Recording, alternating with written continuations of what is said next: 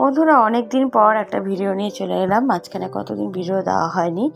তো দেখো আজ হলো সন্ধেবেলায় দেখো এখন আমি একটু করছি সেমাইয়ের পায়েস। তো দুধটা অনেক দিন ধরে রাখা ছিল, দুধটা দিয়ে করা হচ্ছিল না, আর দুধটা বেশ ভালো ছিল।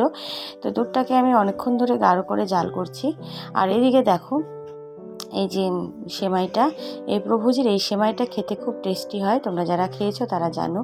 এটাকে নতুন করে আলাদা করে ভাজতে হয় না, এটা অলরেডি রেডিই থাকে। দুধটা ভালো করে জাল করে দিয়ে দিলেই হয়ে যায়। আর সেমাই তৈরি করা খুবই সহজ, খুবই ইজি।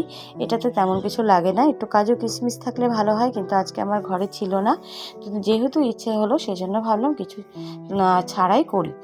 তো দেখো সেমাইটা আমি বের করে নিলাম, বের করে নিয়ে আর এদিকে দেখো দুধটা ভালো করে এদিকে আবার জাল করে নিচ্ছি আর একটু। আর এদিকে দেখো আমার ছেলের জন্য মেয়ের জন্য একটু ভাত বসিয়ে দিলাম, কেননা আজকে আমরা রাতে ভাত খাবো না, আমরা রাতে ওটস খাবো।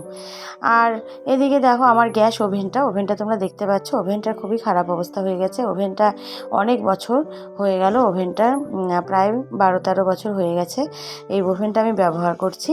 তো ওভেনটা খারাপ হয়ে গেছে, মাঝখানে একটা নতুন ওভেন নিয়েছিলাম, কিছুদিন ব্যবহার করার পরে ওই ওভেনটা একটু ডিফেক্ট হয়ে গেছিলো, সেটাই আমি সার্ভিসিং করতে দিয়েছি।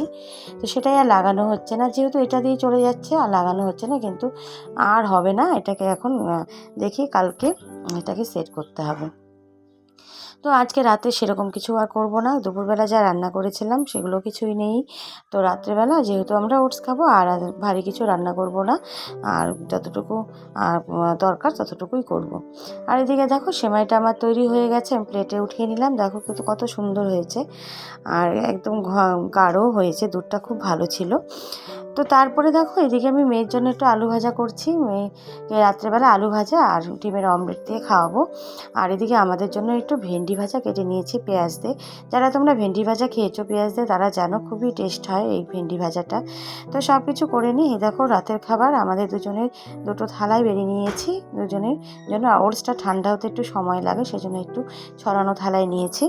তো সব কিছু মিলেমিশে তোমাদের আজকের আমার এই ছোটো মিনি ব্লগটা কেমন লাগলো অবশ্যই কমেন্ট করে জানিও।